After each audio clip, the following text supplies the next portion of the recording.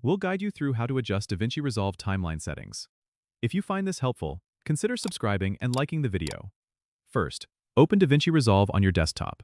Once you're in, navigate to the bottom of the screen and click on the Edit tab, which is where you'll find your timeline. Now, to adjust the timeline settings, you need to go to the top menu and click on File. Then scroll down and select Project Settings. This is where most of the magic happens. In the Project Settings window, locate the Timeline Format section.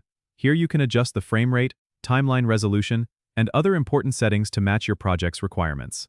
If you're working with 4K video, for instance, make sure your timeline resolution is set to 3840 by 2160.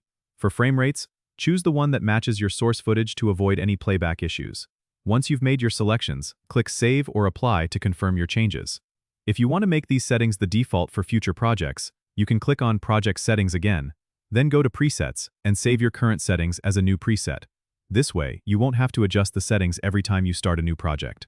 Remember, having the correct timeline settings is crucial for ensuring smooth editing and playback. Don't forget to subscribe and comment if this helped you out.